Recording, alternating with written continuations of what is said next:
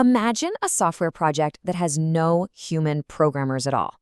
A project that just takes a feature request, writes its own code, tests it, and then ships it to production, all while you're asleep. I know, it sounds like something straight out of science fiction, but it's a concept that's actually being built right now. And it has a name, the AI Dark Factory. So what exactly is that? Let's break it down. So the whole idea is called an AI Dark Factory. And to really get what that means for software, we first have to take a look back at, well, actual physical factories. You see, the term dark factory actually came about back in the 1980s. It was used to describe these manufacturing plants in China that were so incredibly automated, they could literally run with the lights off, because, no humans were needed. Then, an entrepreneur named Dan Shapiro had this big idea. What if you could do the exact same thing, but for code? He imagined a generative AI that could manage an entire code base completely on itself. Okay, so how do we get from the coding assistants we have today to a full-blown dark factory? Well, to explain this, Shapiro came up with a brilliant analogy, the 5 levels of autonomous coding. And he based it directly on the levels of self-driving cars. This is what he called the ladder of autonomy. It shows the whole progression from the simple tools we have now to these completely independent systems. So let's climb it step by step, starting right at level 0 to really understand where we are and just how far we still have to go. All right, so at level 0, the AI is basically just an advisor. Think of it as a really, really smart search engine or maybe a supercharged Stack Overflow. The human is doing everything. You're driving completely manually, shifting the gears, hands on the keyboard, writing every single line of code yourself. At level 1, we start to hand things off, just a little. The AI acts kind of like a coding intern. It's handling the simple, low-trust stuff, like writing boilerplate code. In the car analogy, it's like turning on cruise control. You're still in charge, you're still steering, but you've let the machine handle one simple task.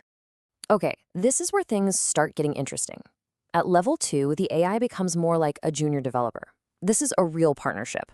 You and the AI are essentially pair programming, trading control back and forth on more difficult problems. In our car, this is like taking one hand off the wheel. You're trusting the system to help you out, but you are still very much engaged and paying attention. And this brings us to level 3. This is where things get really serious, and honestly, it's where most of the industry is right now. At this level, the AI is writing the majority of the code. But, and this is the critical part, the human is always the final reviewer. You are the constant bottleneck for verification. For truly reliable, production-ready code, this is about as far as you can push it today. Level 4 is where you have to start really letting go. Here, the AI can run completely on its own for long periods of time, handling complex end-to-end tasks. This is like falling asleep at the wheel of a self-driving car. You trust it, but you know deep down that the steering wheel is still there, just in case you need to grab it and take over. But what happens when you remove the steering wheel entirely? That's what brings us to the final and, frankly, revolutionary step, level 5. And that's the whole ballgame right there. At level 5, you don't even have the option to take the reins. This is the dark factory. The engineer gives it high-level goals, but they are not managing the code anymore. So what does that look like in practice? Well, it means the AI defines the plan, it writes all the code, it tests the code, it finds and fixes its own bugs, and then it ships the final product to production. The human is completely, 100% out of the coding loop. Now, I know this all sounds like some far-off sci-fi concept, but this is not just a theory. A developer named Cole Meaden is conducting a public experiment right now to build a working AI dark factory. So let's take a look at how he's actually trying to do it. Meaden's system has this pretty clever 3-step workflow. First, an AI agent he calls Triage sifts through all the GitHub issues, bug reports, feature requests, and decides what to work on.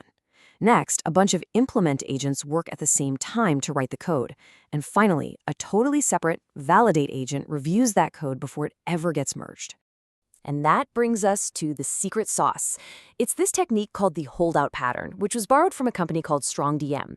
The validation agent is intentionally kept in the dark about what changes were made. It has to perform a full system regression test without any bias at all. This is absolutely crucial because it prevents that classic problem of an AI just rationalizing its own mistakes. Kind of like a student grading their own homework. Of course, giving an AI this much autonomy is incredibly risky. This is an experiment that could, in the creator's own words, completely fall flat on its face. Yeah, this quote from Colmeden really grounds the whole idea. We are at the absolute cutting edge here, and failure is a very, very real possibility. So, what are the biggest dangers? Well, there are several huge risks. First up, alignment failure. That's when the AI just completely misunderstands the goal and builds the wrong thing. Then there's something called sycophantic bias, which is a fancy way of saying the AI defends its own bad code instead of just fixing it.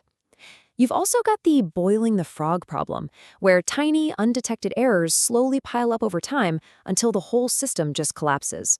And finally, of course, the ever-present danger that the AI could introduce serious security vulnerabilities. But if this works, the role of the human engineer is going to fundamentally change. You stop being a hands-on coder and you become more of an architect. Your job is to manage the system, define the mission, and create this governance layer, the high-level rules that the AI has to follow. It means skills like communication, systems thinking, and setting clear goals become way more important.